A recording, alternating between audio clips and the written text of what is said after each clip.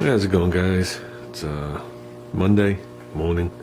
Came out and checked the doors. Doors still look good, so they're good. They're set up. Pretty much the sheen that they're at is the sheen they're gonna stay.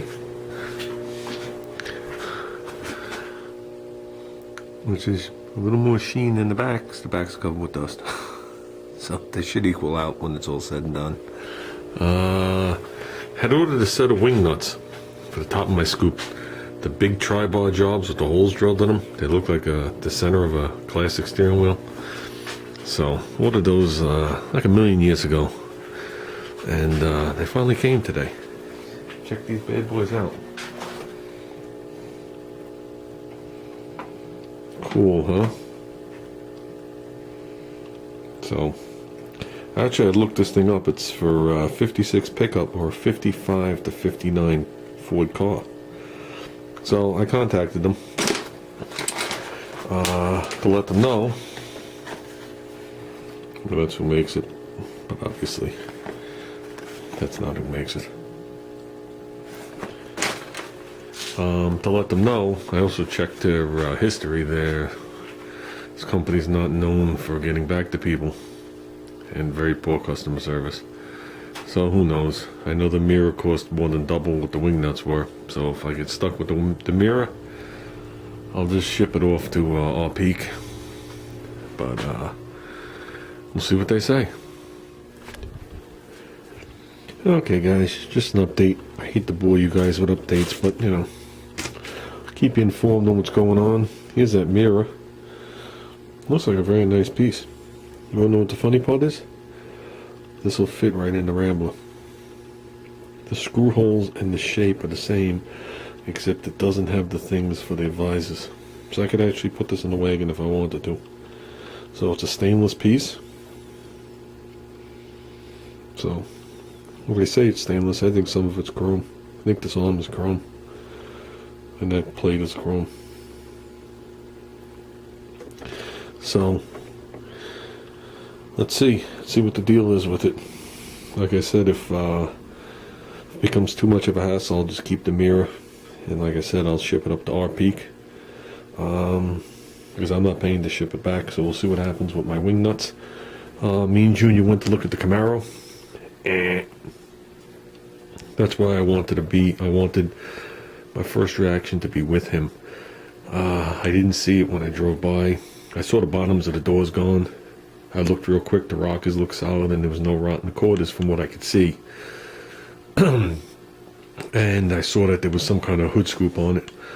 It turns out the hood is like a molded scoop on it. The whole hood is like glass, or is glass. It's from a different car. It's a different color, which doesn't matter.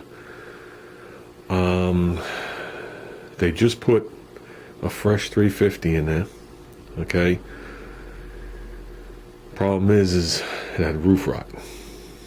Okay, and it's not like a Camaro has like a roof rail, like a drip rail, and it rotted from around the drip rail or anything, you know, not anything like that. It's not like there's rot here.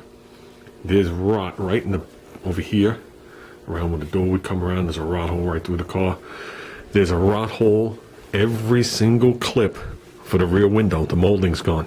So everywhere there's a clip, there's a hole through the car. So I looked at that and I was like, we're done. We're done. I'm not getting into major roof surgery.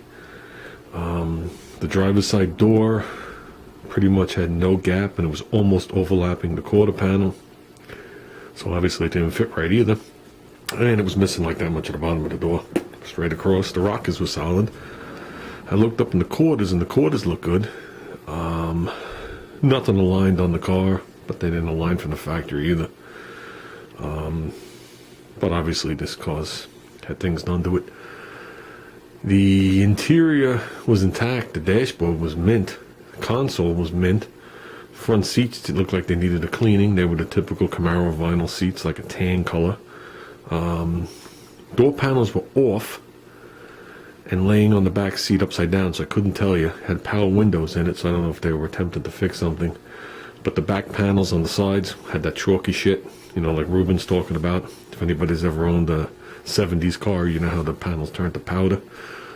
I mean, they were usable, to a point, depending on how nice you want to make the car. That's what it comes down to. Had the wheels on there from like the 70s, late 80s, the modular wheels with the circles all around. And I don't know, it just, if it wasn't for the roof, the car would probably be sitting here. I could put it to you that way. The guy that was there at the building, it's a storefront, said it wasn't his car, but he knows about the car, and we talked about it, and I said, well, what are you looking for? I said, I don't want it, there's too many holes in the roof. He goes, well, we're looking for 25-ish, 2,500-ish, so I'm assuming they wanted around $2,000 for it.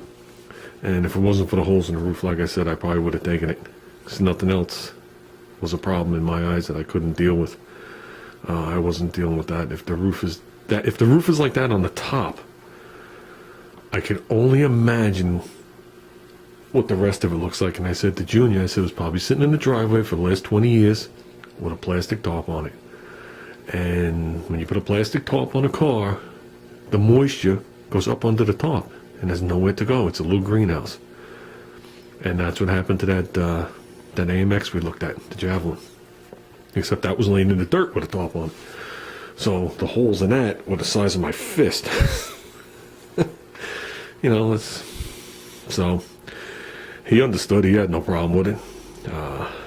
He doesn't mind. He wants something to work on and fix on. I'm setting him up an area on the side of the house on a nice cement slab. He's gonna have a slab that's 15 feet wide by like 24 feet that he can do whatever he wants on. So if he wants to take something apart, he can. I'm setting them all up. It's behind the gate line, out of sight. There's electricity there. So, but now we just need something. And that was not in my eyes, that wasn't the project car to start with. I could have dealt with the doors. That wasn't a problem. I could have dealt with if I needed some quarter work. Roof? No. And that's why I didn't even bother looking at the floors or the trunk. So, I don't know. But with that said, my metal line for the fuel lines has been shipped. It actually got further from my house, from where I bought it from. Ruben, it's in your backyard right now, believe it or not. I don't know why it went up north to come down here south, but whatever, it's not. Whatever. And it was shipped from there, so I'm assuming he lives or works in a different town than his account is through eBay. But either or, as long as it's on its way, it shouldn't take that long to get here. So we're probably looking, hopefully next Friday. We'll be out here working. Like I said, tomorrow night, Tuesday night, and Thursday night I won't be around. So I doubt it's going to be here for Wednesday. So nice to get these lines knocked out this weekend, fire it up. Interior, I just put a halt on it. We did good the way we're good. We could leave it just like that. What we're going to do is when the car runs and drives, I'll pull it out in the driveway. I'll open up the doors. Me and Junior will pop the seat out. That'll give me a chance to go in there and take the 2 panels off, clean the rubber mat, and then put the seat back in.